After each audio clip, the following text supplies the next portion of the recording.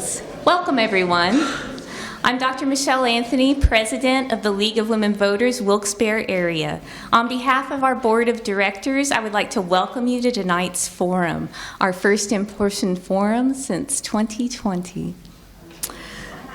Yeah. This event is being recorded in its entirety by Service Electric Television and will be broadcast and then posted to YouTube. No part of this recording may be used or distributed by any person, candidate, campaign, or political group for any purpose whatsoever. However, candidates may provide a link on their websites to the entire debate of the YouTube video.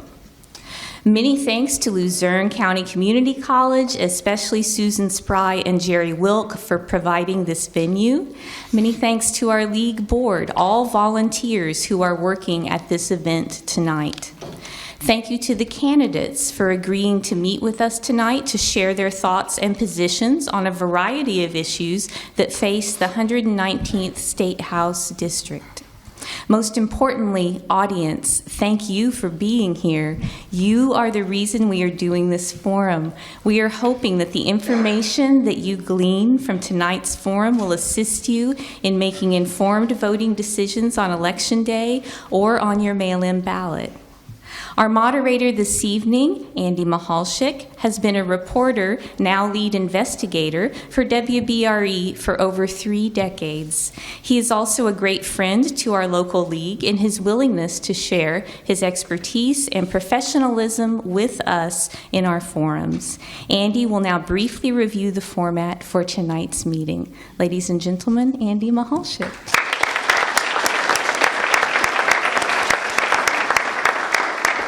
Being around nearly 3 decades just makes me old, right? Thanks for turning out here tonight. I'm a big believer in we can't get enough of knowing what the candidates in every race stand for. And unfortunately, with the hustle and bustle of social media, you don't know what to believe, that kind of thing. So these forums are really important. Again, it's not a debate, it's a forum, just to be able to get to know the candidates and what they stand for. There's numerous questions, also questions you have submitted on your index card, so we thank you for your involvement with that. I hope I don't have to use a cheat or readers, but I may have to. We'll check it out. Yes, this is my bedazzled case. Let me start off with, I'm going to use it. Okay. Now, the order in which candidates will speak was determined by coin toss. The order in which questions are asked will be rotated so that the first question will be asked to the candidate who went second in the opening statement, and then the questions will be alternated among the candidates. Candidates will each be given a 1-minute period to introduce themselves and give an opening statement. Each candidate will be given a 1-minute period for a closing statement at the end of the forum. Now, questions for the candidates will be randomly selected from those submitted. The candidate will be given 1 minute to respond to each question. Now, the audience may submit questions, as you know, on index cards provided by league members. Now, questions will be addressed to both candidates and should be limited to one subject only. Questions will be asked as time permits. Now, Vito Malacari won the coin toss, so he will give his opening statement first. Vito? Thank you, Andy. Thank you all for being here. This is so important that we do this today. I'm so happy to be here, to be running for you. My name is Vito Malacari, and I'm running for state representative. I'm a father, I'm a husband, and I'm a teacher. Most importantly, I want to represent you. As a husband, a father, and a teacher, I know what families are going through today. I understand the decisions, the tough decisions that families face today, economically, making a decision between a prescription drug, gas, and groceries. I understand the decisions that parents make every day they send their kids to school, worrying about what may happen that day. I want to ensure that we have safe schools and safe communities for our kids. I want to ensure that we find property tax relief for our seniors and our veterans that have sacrificed and shouldered the burden for far too long for us. I want to ensure that people have access to affordable health care and are able to make their own health care decisions without any government interference. Being your next state representative means the world to me, and I fight every day. And before my time is up, I just want to say goodnight to my son and daughter, Rowan and Greer. Okay, Vito Malacari, thank you very much. Alec Recavage, your opening statement. Sure thing, thank you. I'm here tonight because our contract with Harrisburg is broken. Pennsylvania used to be the story of Bethlehem Steel that built the Twin Towers and the coal that fueled America through our post-World War II efforts. Time and time again, Pennsylvania has saved this nation. But today, gas and groceries are through the roof. Harrisburg elites are telling us how to live and work. Crime is migrating from Philadelphia to our small towns.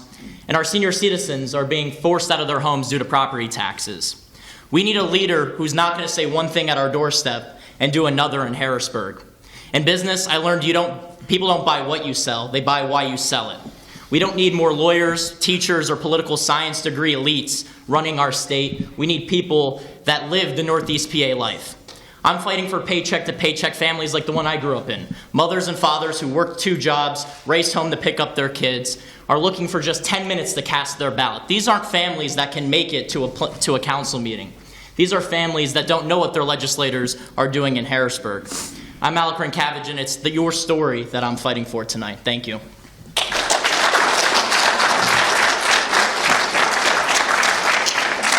Okay, thank you to both candidates. First question, and we'll start with Alec on this one. It is, what is the most important challenge facing our state, and how would you propose to address it? So right now, the most important challenge, I think, facing all of us is the economy. At the end of the day, one thing we all remember is the price of gasoline. It's our pocketbooks and our paychecks that hurt. Every one of us in this room today have to work more hours for our dollar to equal the same amount it did 2 years ago. And so one of the things that we could do to address this is we need to start tapping into our natural resources here in Northeast Pennsylvania. The fact that we can be producing a gallon of gasoline for 90 cents a gallon in Nanticoke and Newport Township, that we can have the catalyst to rebuild these small towns, that's what we needed to do. We need to be addressing inflation. We need to be addressing this for the residents of the 119th district. At the end of the day, it's our pocketbooks that speak for us. Okay, Mr. Malacari, your response to the same question. I'll repeat it. What is the most important challenge facing our state, and how would you propose to address it? Yes, thank you for that question. The most important thing challenging our state today is reforming our tax system, specifically our property tax system. We need to understand the pressure and burden that seniors and families face every single year when it comes to their property taxes, whether from local governments, the state government, or school districts. For far too long, Harrisburg has talked about eliminating property taxes, only to give false hope to people over and over again. We remember the promises of the casino and how they would eliminate property taxes. But today, in a bipartisan effort, there's a plan that I want to put forward to freeze property taxes for our seniors and veterans when they turn 65. Those are things that we can do now to help people now, to find relief now for people. By doing that, we can help rebuild our communities and neighborhoods, because seniors make the best neighbors. Seniors make and create neighborhoods that are lively, that can bring and attract businesses because their dollars stay in their communities on main streets like in Plymouth and Nanticoke, Hanover, Rice and Wright, and Fairview Township. Okay, thank you for your response. Question number 2, again to Mr. Ryncavage. Pennsylvania's minimum wage. I think it flips. I thought so too, right? Yeah, it flips. See, we can agree flipping on it? things. Are we That's flipping it now? bipartisanship in action right there. Michelle? Where's Michelle? Are we flipping the questions? Okay. We'll go back to Vito then. Pennsylvania's minimum wage has been stuck at $7.25 an hour since 2009. A full-time, year-round minimum wage worker earns only $15,080 annually, less than the federal poverty threshold for a family of 2. Should this issue be addressed by the General Assembly, and if so, what actions would you support? Thank you for that question. Minimum wage needs to be raised, and it needs to be raised now. There's no question in my mind that $7.25 an hour is not a sustainable wage for anybody. While some people believe minimum wage is not an issue because of the recent jobs that have come into our area in warehouses and other places, people still live on minimum wage. I know families in my school district whose parents both live on minimum wage and have 3 children, who can't afford groceries or gas, that rely on our weekend food programs. So immediately we must raise the wage to $10 an hour, and at least to $12.50 over the next few years so businesses can catch up. Raising the wage not only raises people's income, it moves them from the poverty level to a middle-class income, to allow them to become better people, to provide and be productive in their communities, to spend their dollars at local grocery stores, local gas stations, to pay their taxes and bills. Minimum wage is dignity, and we need to raise it to give people more dignity in our communities. Same question for Alec Ryncavage. I don't think it needs to be addressed by the General Assembly right now. The truth of the matter is that the statistics show that less than 2% of workers actually earn minimum wage. While I think we need to eventually address it, right now we have inflation. Right now, the minimum wage is artificial. There are businesses right now that are paying $14 to $17 an hour, and to add another mandate to businesses is just not smart. Pennsylvania is not business friendly. We need to work on making Pennsylvania open for business. Okay. And the next question goes to Alec. Right? Yes. Okay. Why am I here? Okay. Presently, only registered Democrats and Republicans can vote in the primary election. What are your thoughts on opening primary elections to unaffiliated independent voters? Closed primaries create extremism within our electoral process. I see both sides of the argument. You know, if I wasn't a part of a firefighters union, I should not be able to go into a firehouse and vote on those decisions as not of a member. But at the end of the day, we are creating extremist ways for our politics. You have to be either very far left or very far right during your primaries. I think the common sense approach is the people want to see it become anyone can vote in a primary. Mr. Malacari, same question? Absolutely. Open primaries are a must. In Pennsylvania, we have over 10% of our voters that are registered as independent or other or unaffiliated. By allowing them to have a voice in our primary elections, we give them a voice to choose candidates for the general election. Mr. Ryncavage is right. For far too long, primaries have caused partisan bickering and caused people to move too far to the right or too far to the left about issues, and then try to move back to the middle, but have set their ways and said things that they probably don't mean. You see, we have more in common than we don't. We're not as divisive as people think. We all want good things, good paying jobs. We all want to make sure our communities are safe. By having open primaries, we allow individuals to have their voice heard, not just once in November, but twice to pick the great candidates that could be put forward by each party. This is something that most of the country does, and Pennsylvania is behind on, and we need to move forward with open primaries. Okay, thank you for the response.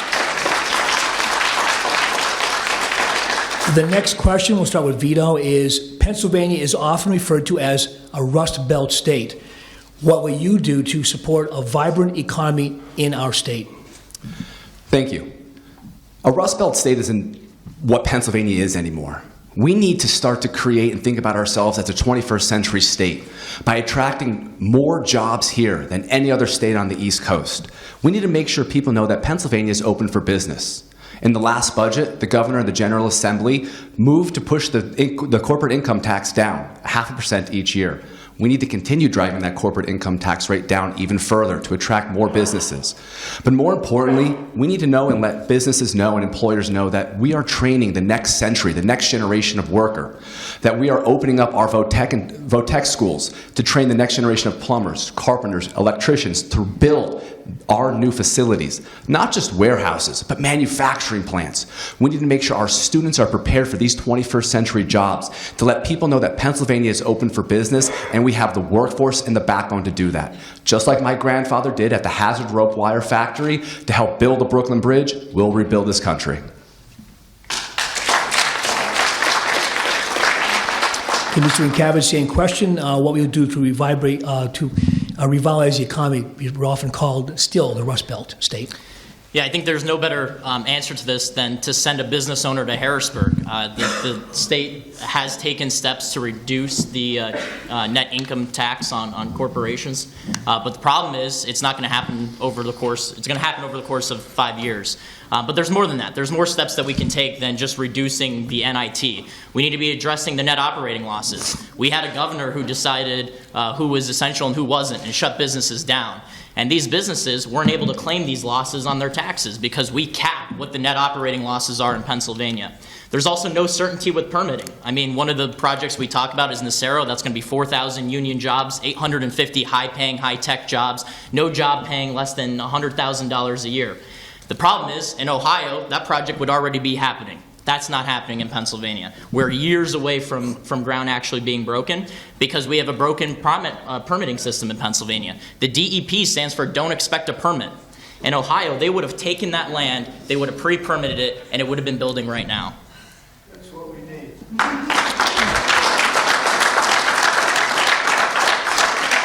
Okay, the next question, and we hear this almost every year about the size of our legislature. Pennsylvania has one of the largest legislatures in the nation. What are your thoughts on reducing the size of the Pennsylvania legislature? We'll go to Alec. There are too many legislative assistants, and it's a shame because we look at a district like ours and we don't even have offices across the entire part of this district. We have one office right now in the 119th district, and it goes as far as Freeland all the way to Larksville. So we need to cut the size of the legislative assistants. We need to cut spending, but there's bloated government everywhere. I mean, if you look at the lottery budget, there is a multi-million-dollar, in the tens of millions, for our lottery, for marketing. You can't even find what the actual line item is for how much the Pennsylvania state spends on lottery and marketing alone. We need to be addressing the bloat within our government. Okay, Mr. Malacari, your turn. I believe the Pennsylvania legislature is a size that is able to represent all of the people in the Commonwealth. The Commonwealth is an incredibly diverse state, from Pittsburgh to Philadelphia and areas in between. But Luzerne County is one of those areas that has been forgotten about, that I want to bring back to the table and fight for in Harrisburg, to make sure our dollars come back to us, that making sure that we rebuild our infrastructure here. We have to make sure that our legislators are responsive to our people. We have to make sure that we don't have an office just in Nanticoke, but also in Mountaintop, because Mountaintop and Nanticoke and Hanover are different places. We need to ensure that we understand the boundaries of our district as well and the people that live there. We need to be responsive to what those people need, whether it's raising the wage, ensuring we have safe schools, ensuring that teachers are protected, that students are protected, to ensure that families have safe communities to raise their kids in so they're not fearful when they send their kids outside to play. The state legislator is the person that is most connected to those individuals, and having the size that we have now is just right.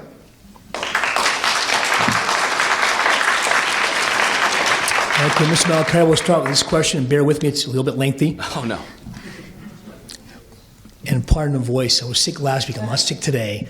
But when you lose your voice in this business, you're a dead man. So, question. Presently, a bill to amend the PA Constitution passed the General Assembly. In order for voters to approve or reject the amendments, it must again be approved by the newly elected lawmakers. The amendments would expand the General Assembly's power to reject regulations, require government-issued ID to vote, require the Auditor General to audit elections, change the way the Lieutenant Governor is selected, add language declaring the state constitution does not grant any right relating to abortion. Would you vote in favor of these amendments, any of them? Why or why not? I would unequivocally vote against Senate Bill 106. It would unequivocally end a woman's right to choose to do with her body what she wants. Number two, I would vote against Senate Bill 106 because it makes people bring voter identification to the polls. And let me tell you why. My grandmother's 95 years old and she's homebound. She can't get out to go get a driver's license. She can't go out and get a photo somewhere at the DMV. That's disenfranchising her and her opportunity to vote and express her opinion. As an immigrant that came here in 1936 to escape fascism in Italy, her opportunities were endless here and boundless, and she worked hard. Senate Bill 106 would ensure her voice is not heard. Senate Bill 106, picking the Lieutenant Governor, I would definitely think we need to have a secondary vote for Lieutenant Governor. I think that's appropriate to ensure that people have a voice in picking that person. It's not just a side mate of any governor that is running. I want to ensure that Senate Bill 106 is defeated because it also circumnavigates the legislative process and takes power away from the governor, power that they constitutionally are responsible to have. This bill would upend our state and it would give the legislator too much power.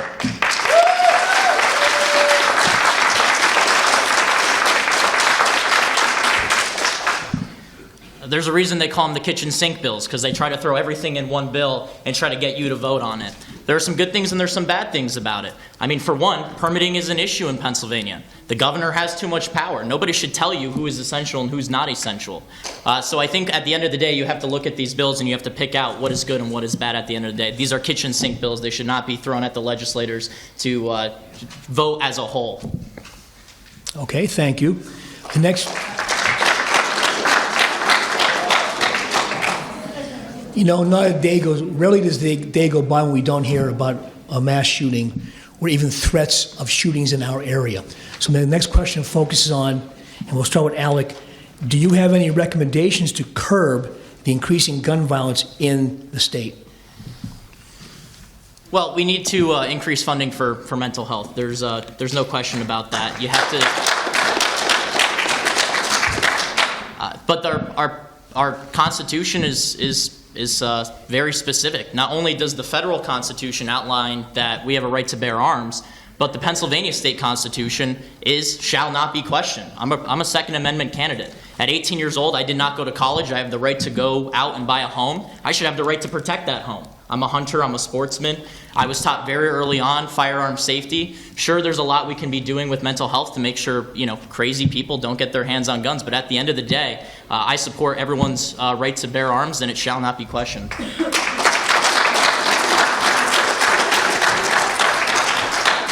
Mr. Malacari? I believe in legal, responsible gun ownership. Not done. For far too long, we've had to worry about sending our kids to schools and the mass shootings that have happened. I was in 7th grade when Columbine happened. I was at King's College when Virginia Tech was attacked. When Uvalde happened, that had to be enough for everybody. Special interest groups play a too far role in the gun lobby and forcing us to not be able to have and vote on laws that are important to us. Special interest groups like the Gun Owners of America that want to stop bills from hitting the floor, that would limit high-capacity magazines, that would end universal background checks for guns, that would not increase the age to buy a weapon to 21. Their bills would also allow felons to purchase weapons, people that have been convicted of crimes. We need to stop this nonsense. We need to do better by our kids. Last week I did a Stop the Bleed training in my school for an active shooter drill. That's madness. We need to stop the madness.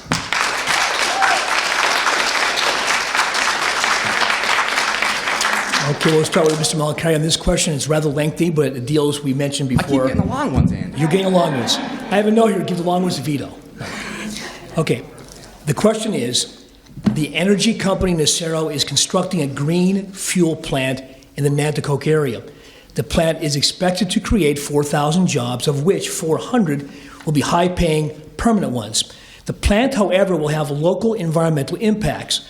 The process by which Nacero produces gasoline from methane is significantly more energy efficient than conventional refining. In addition to natural gas from Pennsylvania, the plant will use biomethane from farms and landfills. Can you comment on the balance of environmental versus economic factors and how, as a lawmaker, you would ensure that Nacero minimizes any local environmental impacts? Thank you. Balance is what is most appropriate in everyday life. We find balance in everything that we do.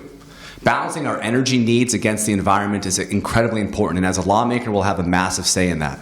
The Nacero plant will regenerate, regrow, rebuild our economies in Newport and Nanticoke Township, ensuring that we have new infrastructure like the West Nanticoke Bridge to help fuel and fund this plant.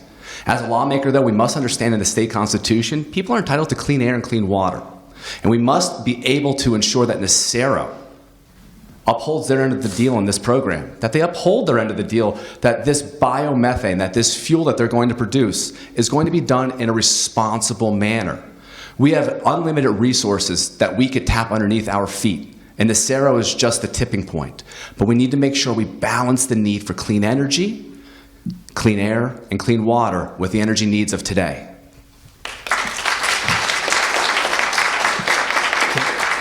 Mr. Ryncavage?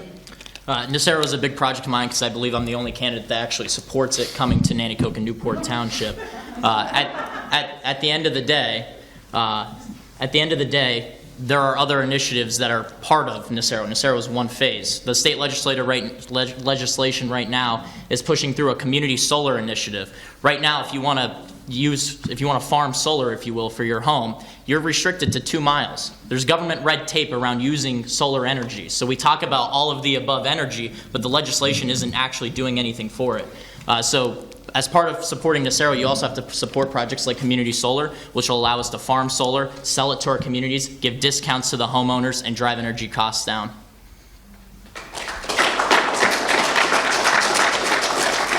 Here's another topic that's been debated the last decade for sure, at least.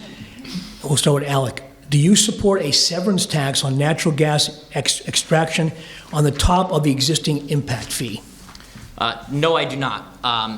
We have to ensure gas companies pay their fair share, but I've personally toured the Katera School of Petroleum and Natural Gas in Tunkhannock.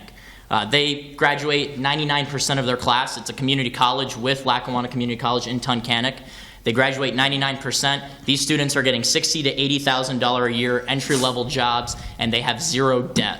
Right now, my peers are packing their bags. They're leaving Northeast Pennsylvania. They're in record debt, and they're not able to buy homes. So by supporting these energy companies, we don't need to be taxing them beyond the impact fee. We just have to be making sure that they're investing in our community. By investing in colleges like the Petroleum School of Natural Gas, we can actually make sure that our youth are getting these jobs that are in the field, they're not in debt, and we're actually helping the energy sector down the road.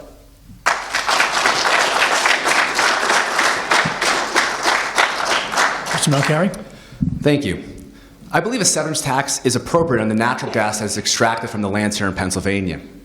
The gas that's underneath our feet belongs to all of us, not just those gas companies. And it's ensured that when they take that gas out of the ground, they pay that tax on it. That tax could be used to fund rebuilding our schools, our roads, and our infrastructure. The plants, the gas trucks, the people that take that severance that take that gas out of the ground, they use our roads, they use our bridges, they use our infrastructure. This tax could be used to rebuild our infrastructure. We talk about property tax relief for seniors and vets, reducing the property tax burden on businesses. This is something that makes common sense, all right? Even Texas has an extraction tax on the gas that they pump out of their ground. In Pennsylvania, we're losing out on tens of millions of dollars by not taxing the gas that's pumped out of our natural resources.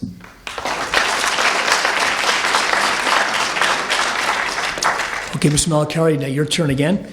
Would you support the legalization of recreational marijuana? Why or why not? Yes, I would support the legalization of recreational marijuana.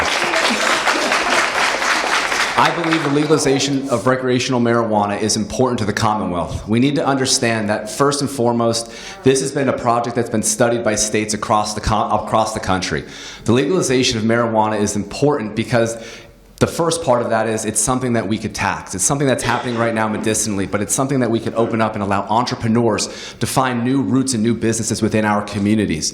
The legalization of marijuana must also come with a caveat. That is expunging the records of those that have been charged with small possession crimes. These people have not done anything, they're not violent criminals, they've been charged with small possessions, and that keeps them from getting certain jobs within their communities. So this is something that is important that we do. It's also a way to help Pennsylvania's agricultural economy grow. The legalization of marijuana would allow individuals and farms to open up a new cash crop, which would open Pennsylvania up to new businesses and industries. Mr. Ryncavage? This is one of the things we will agree on. I do support the legalization of recreational marijuana, and this is actually a perfect issue to show that I'm a candidate that will vote my mind in Harrisburg. I'm endorsed by the Fraternal Order of Police and the Corrections Officers Association. They don't want to see criminal records expunged, and they don't want to see it legalized. They don't know how they're going to protect the streets from DUIers if marijuana is actually legalized, but it is something that I support, and I think it's coming down the road. Okay. Okay, Mr. Ryncavage, do you support or oppose mail-in voting in Pennsylvania? Why or why not? Mail-in voting is necessary as some people can't make it to the polls, whether it be for work, whether it be for medical reasons, and Pennsylvania has always allowed people to vote by mail. The part at which I have an issue with it is when you start having private companies fund elections in certain counties and not all counties. I think we need to cut the funding to counties and governments from private companies. We don't need these private organizations sending out mail that looks like it's coming from the government that it isn't. I mean, I run a cybersecurity company, and every day we're telling people that they shouldn't be clicking on emails that look like the IRS because the IRS is never going to send you an email. Yet we have these project companies, these nonprofits that are sending people applications for mail-in ballots for no other purpose than to get people on the ballot rolls with no excuse. So we do need to make sure it's regulated. We need to cut the private funding to the counties, but we still do need to keep mail-in voting for those who can't make it to the polls that day. Okay. Mr. Malacari? I unequivocally support vote by mail. I have never been contradicted on this. Vote by mail is important to people. Voting is sacred in this country. People have fought. People have died. The civil rights movement, the women's movement, was all about voting rights because your vote is your voice. One person, one vote is what is important. Over 5,500 people in the 119th district have applied for a mail-in vote already. Democrats, Republicans, and independents. It's something that people agree on, but people want to make a big deal out of. Mail-in voting is incredibly important, and it's safe to do. As a teacher, I've registered kids each year to vote as part of the Government Civic Engagement Achievement Program that has been put out there by the Pennsylvania Department of Education. Kids each year, they look forward to going to the polls to vote. But their parents, their grandparents, enjoy voting by mail from the comfort of their own home. So they're not harassed in line by somebody handing out a coupon or another flyer or mailer that we each have a ton of. Okay, next question, start with Vito. What should state government do to provide an equitable, quality public education for all children pre-K through grade 12? We need to make sure our schools are fairly funded, our public schools are fairly funded. I'm glad that you put pre-K in there. I'm a staunch believer in universal pre-K for all 3- and 4-year-olds across the Commonwealth. A foundation of success in education is built when you are young, when you are in your formative years, ensuring that parents that want to send their kids to preschool can, and it doesn't cost an arm and a leg, and that it doesn't cost people an absorbent amount of money to send their kids to pre-K. The state needs to pick up their end of the bargain when it comes to state funding. A free, a fair, and appropriate education is guaranteed to every resident of the Commonwealth, and we need to ensure that they have that. We do that through fair funding. We do that with the state picking up their fair share of the burden without burdening local property taxpayers any more than they already are. When the state picks up their fair share of the burden, we will have great public schools. We have great public schools now, but they'll become better, ensuring that individuals, no matter their zip code, have a great education here in Pennsylvania. Okay, Alec? I'm proudly the school choice candidate. I'm a self-taught software engineer. That program didn't exist at Wyoming Valley West, but I would have been able to get a software engineering background if I attended Wilkes-Barre Academy. But because of my zip code, I'm not able to do that. I have a family that every time I knock on their door in Hanover Township, they tell me how both parents have to work 2 jobs to send their kids to private schooling because they didn't like how Hanover Area School District handled COVID. We need school choice. We need people to we need parents to have the decision to send their kids where they think it fits them and not based on zip codes. It actually helps students at the end of the day. It doesn't limit them by allowing school choice.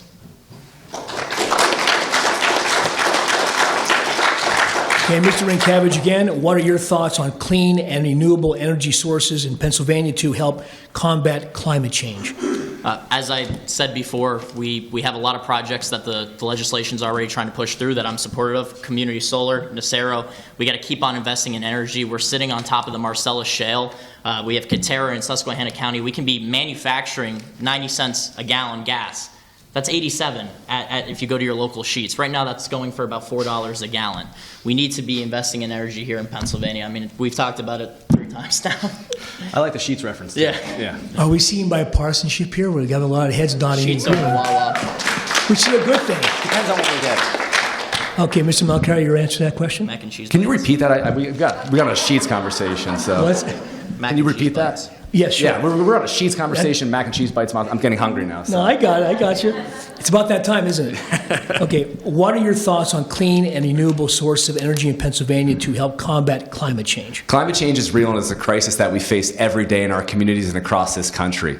We need to be able to look ourselves in the eye. We need to maybe be able to look our kids in the eye and say, there's going to be an earth for you. There's going to be a place for you to grow up in that is safe, that is absent of any climate catastrophe that you can experience, from forest fires to floods. We need to ensure that we move towards a renewable future. Now, that's not going to happen overnight. We need to continue to use and burn fossil fuels, but we need to take an all-of-the-above approach to our energy needs. That includes fossil fuel, nuclear, and renewables.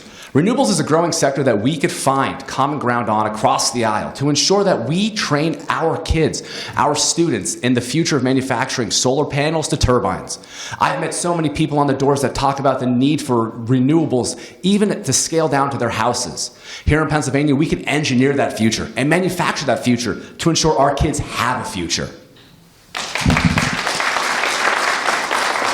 Okay, Mr. Malacari, and we've heard about sometimes. Is this another long one? This is a short one. All right. I'm just going to get long-winded here for a second. We hear about, laws are passed or controversial bills, right? And then you find out the lawmakers didn't read it, didn't have time to read it, but they passed it anyway. They read it post-vote. So my question is, will you commit to voting against rules that do not provide legislators with at least a 24-hour review period before votes are taken? Absolutely. Ensuring that legislators understand the bill, are able to hear from constituents about that bill, their positions on that bill, and stakeholders about their positions on the bill is incredibly important. Like you mentioned earlier before, SB 106 was one of those bills that was jammed in through the PA State House and the PA State Senate without any type of amendment that could be added. People's voices weren't heard and they were shut out of the process. That's not right. People need to be involved in the process, the lawmaking process. Our legislators need to be held accountable each day for each bill that they vote on. That is an incredibly important thing that we do here as citizens. We educate people about what these bills are and what are actually in them. These omnibus bills that are pushed forward oftentimes have things that are special interests or perks that people bring back that really don't do much of anything except bloat our legislature and waste taxpayer dollars. We need to hold Harrisburg accountable to ensure there's transparency in the legislative process. Mr. Recavage? This is one of the reasons I'm excited to go to Harrisburg. I can be 100% committed to my job. I'm young. I don't have a family. I don't have. I'm not. That's a good thing. Because I have a family, that's what you're saying? It's really Is that tough. what you're saying? It's really tough to go between Harrisburg and Northeast Pennsylvania three times a week. So we need to end. Anybody in here have a family? Okay. Yeah. Sorry. So if I knew if we were going to play dirty, you mentioned property taxes 3 times. We're going to try. Should I show the email? Should I show the email we where have- you wrote that you were going to oppose property taxes? Hey, candidates, now this is not a debate. Let's try and keep it according to format, okay? You're right. Next question is, we'll start with Alec. Okay? Go And the ahead. kitchen sink bills, we do need to have legislators that are reading through the bills. Okay, next question. Will you vote against rules that do not require that bills with bipartisan support receive timely committee votes and, if the bill is passed by the committee, require timely votes in the House? I can read that question again. Can you say it for you. again? I'm not sure if I understand that one. Will you vote against rules that do not require that bills with bipartisan support receive timely committee votes and, if the bill is passed by the committee, require timely votes in the State House of Representatives? Is this for me first? Yes. Lucky you, right? Yeah. I think what this question is trying to attack is when you have a bill that could be pushed at the end of a legislative session, like we have right now. You have legislators that are on the ballot, and they may not be pushing bills because they may not be there when November 8th comes around. And so I think the question would be, should you push bills that have bipartisan support? I think in principle that's a good idea. Mr. Malacari? So we have too many bills that are held up in committee each year. There are good bills that are held up in committee. One of those bills would ensure safe staffing for nursing homes to ensure we have enough nurses on each floor in our skilled nursing facilities throughout Pennsylvania. That bill is being held up by a singular person. One person should not be able to hold up a bill that has bipartisan support. A bill that would, if it went to the floor, would be voted on overwhelmingly in the affirmative. That if it went to the Senate, it would be voted on overwhelmingly in the affirmative. That if it went to the governor's desk, it would be signed into law. So a bill that is simple as safe staffing for our nursing home levels is one that we need to make sure it gets out of committee. And we should not allow one person to have the power to hold these bills up. Good bills, bipartisan bills, ones that we can all agree on.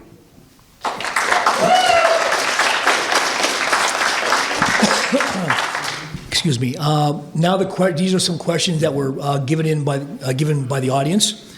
We go to Vito here first. With such a divide between Republicans and Democrats, how can we bring citizens closer together? I come from a family in which my mom's a Republican, my dad's a Democrat, my brother's a Republican, and my sister's a Democrat. Coming from a split household is an incredibly fun one each time we go over for a family dinner on Sundays or any time a holiday springs up. I've had aunts and uncles that have voted for Donald Trump. I've had aunts and uncles that voted for Joe Biden. Ensuring that we understand one thing. We have more in common than we don't. We both want good, safe communities and neighborhoods for our kids. We both want to ensure that people have access to plenty of opportunities, whatever they may be. The media tells us that we're more divided than what we actually are. The parties have divided us to make us go too far to the left or too far to the right. A common sense approach to find common ground for solutions for families is what we need to do here in the Commonwealth. We can solve more over a slice of pizza and a cold beer than arguing on social media over and over again just to get nowhere. Mr. Ryncavage? Yeah, I think at the end of the day, a lot of Democrats and Republicans agree on where we need to be. We just disagree on how you can get there and what measures you take. I'm proud to report that I'm endorsed by 15 Democrats, elected officials across this district. And so I want to take the idea that we could work together with both sides, take that to Harrisburg, and I think that's why those Democrats have signed on to endorse me in this race, even though I am a Republican. Prior to me getting into politics, and some of you folks know, both my parents were Democrats. My whole family are still Democrats to this day. I was the first Republican in my family, but I think time is going on now where we're trying to work on what we can do together and not what we could argue about. Okay. The next audience question, and we go to Alec here. What knowledge, skills, or experience qualifies you to be a state legislator? I've been running this entire campaign on a proven record. I'm young, and I don't know everything, but I tell people that I surround myself with people who know more than me. I stand on the shoulders of giants. I listen to people. I'm a sponge. And I know what I know, and I know what I don't know. I'm a business owner. I started a software startup here in Northeast Pennsylvania. And I want to take that knowledge of cybersecurity and technology to Harrisburg, but I'm also a local elected official. I don't think many people know that in a borough, if a PennDOT truck hits a storm drain, the borough is responsible for that bill. But if you go right down the street to a township, the state will pay for it. So taking the knowledge of blighted and vacant properties, out-of-state landlords, fireworks, ATVs, I don't know if the legislators in Harrisburg actually know these issues exist, and as Tip O'Neill said, all politics are local. So taking the knowledge of being a business owner and a borough councilman to Harrisburg is what I'm running on.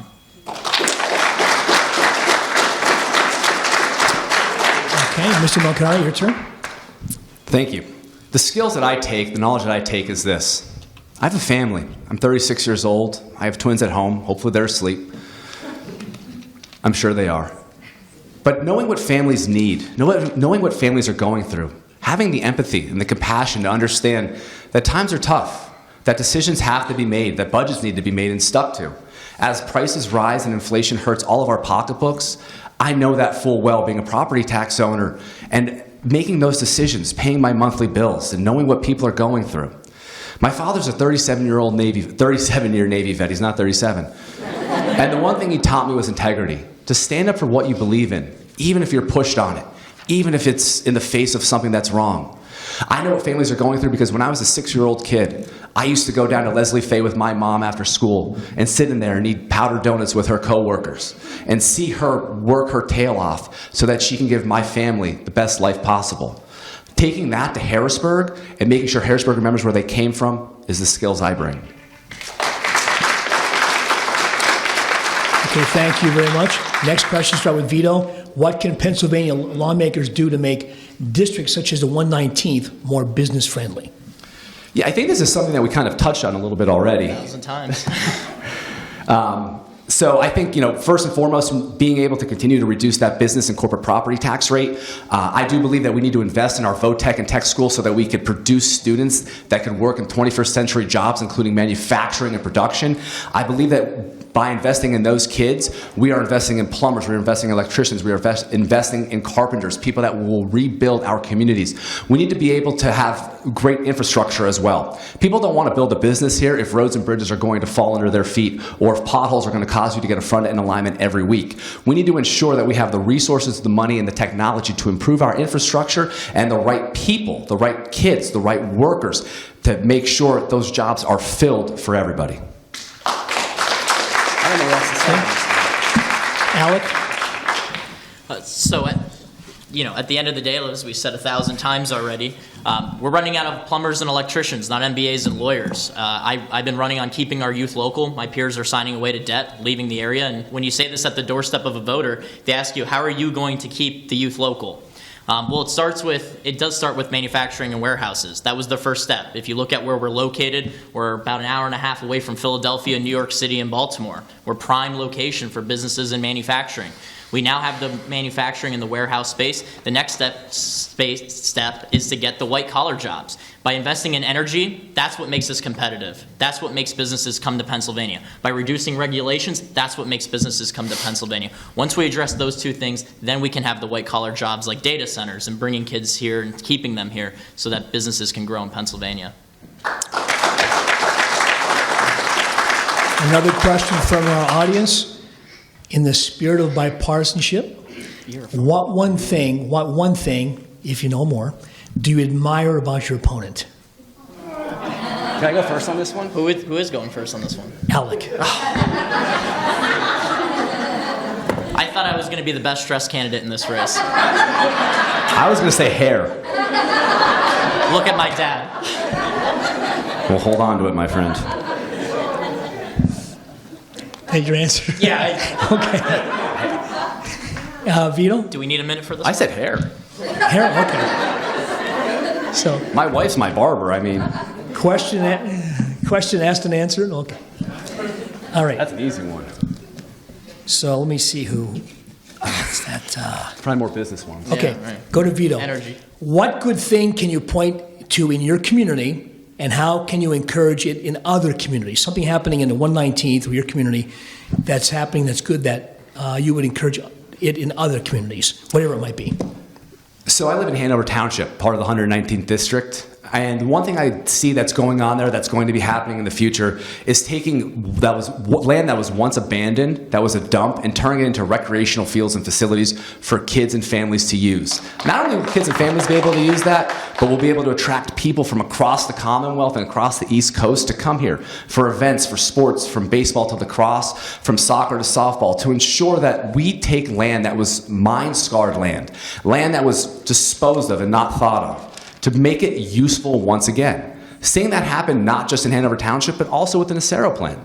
Seeing land that was once an afterthought being revitalized. Seeing what Earth Conservancy has done along 29 to ensure that we bring new jobs and industries here by reusing land that was once left barren to ensure that people find purpose in that land once again. Alec? One of the things that even led me to running for borough council is the fact that we have walkable downtown main streets here in Northeast Pennsylvania. I see Luzerne County as a place where good folks are going to raise a family, and they may work in towns like Nanticoke, and they may work in Wilkes-Barre, Scranton, or elsewhere. So having the ability to grow and raise a family, have the ability to have them walk downtown, that's what I like. The suburban-like feel. We can be investing in these towns. We've been when coal left the economy, these towns lost their sense of pride. We need to be investing in those communities, and we need to be revitalizing them because they can be restored to their former glory, like you're seeing in Jim Thorpe and Pittston.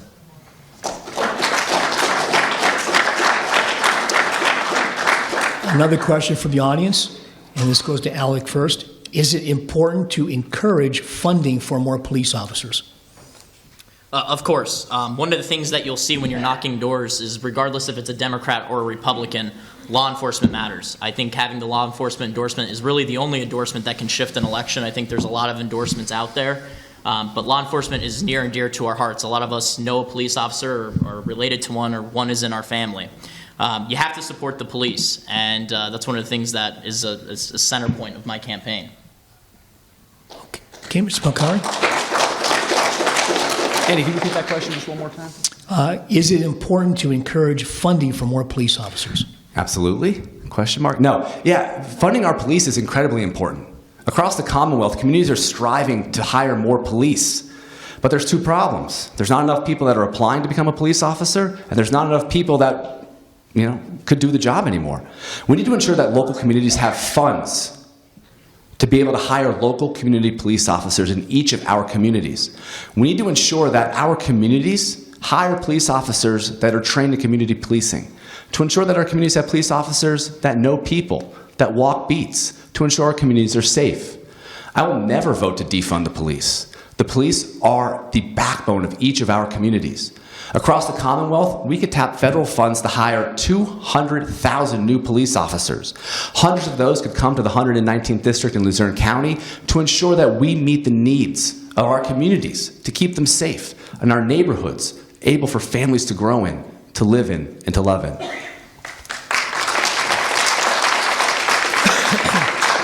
And this will be the last question before closing statements. What would you want to say, what can you say to supporters or constituents, future constituents possibly, about you not being a rubber stamp to the political party leaders? Will you be your own person moving forward, or will, as we see now, it's so predictable in some issues? What would you say to assure to the voters that you'll be your own individual person, no matter what the issue? As a public school teacher, one that teaches government and politics to his students, as according to the state standards, we talk about different types of individuals, men and women, that represent their communities. And there's lots of different types of people. But the one that we always talk about is the trustee, a person that has been entrusted by the people that have voted for them to ensure that their voices are heard. It's okay to disagree with those in leadership in the state and at the national level. You could look around. We know things aren't doing that good. It's not great. There's lots of room for improvement. It's great to listen to the other side and ensure that we can reach across the aisle and find bipartisanship. And it's okay to tell somebody that, I don't agree with your vote on that bill. That doesn't mean you can't be friends. That doesn't mean you can't be individuals and colleagues that work together. Not being a rubber stamp is having integrity. That's what I bring to the table. Somebody that stands by what they believe in, no matter what the cost or in the face of whatever the evil may be.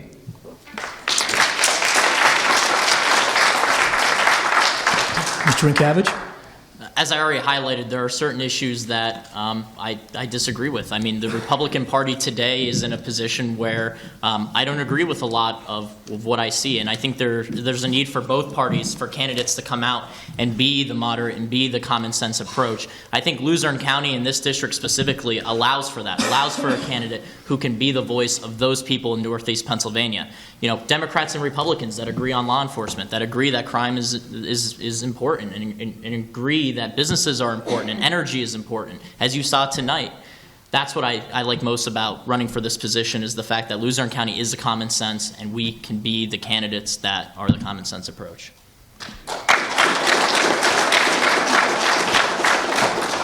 Okay, thank you for your response to all the questions. Time now for 1 minute closing statements. And Alec Recreational will start the closing because Mr. Malacari had the opening. Alec? Thank you. So I work every day finding unique solutions to complex problems. I spent my career fighting Russian and Chinese hackers, and I'm a boy from Plymouth, Main Street in Plymouth, and I was able to bring my napkin idea to reality here in Northeast Pennsylvania. Now I'm a candidate for state representative because our fight is here at home. Today, each and every one of us, our hours, we have to work more for our dollar to be worth what it was 2 years ago. Your kids and grandkids are being taught to pack their bags and leave Northeast Pennsylvania.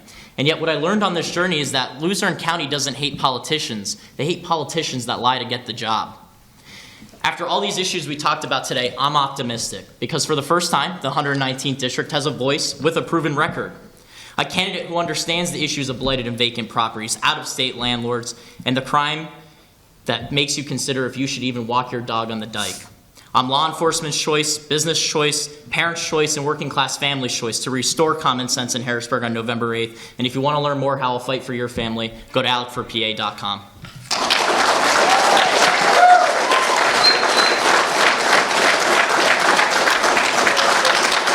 Mr. Malacari, you'll get the last word today, your closing statement. Thank you all for being here. You all being here is one thing, and shows me one thing, that democracy is at stake in this election. We need to find and help people. Being a father, a husband, and a teacher, I understand the needs of our communities. I understand the needs to find property tax relief for our seniors and veterans, to ensure that we have safe schools and safe communities. Nobody can take 100% role in that. We need to do it together. You see, having a family is my strength, not my weakness. Knowing what families need each day to meet the needs of their kids, grandparents, and loved ones. This campaign isn't about me, it's about we. This isn't a position that I decided to do lightly, and one that I did not decide to do by myself. I discussed this with my wife ad nauseum to to ensure that we can make the world a better place for our kids and the 132 kids I see each day. To ensure that we find compassion and empathy in our politicians, to ensure that we take northeastern Pennsylvania and put it back on the map in Harrisburg, to bring our tax dollars back, to ensure that manufacturing, jobs, and stability and common sense is brought back to this area. It's not about me, it's about we the people. Find out more at vitoforpa.com.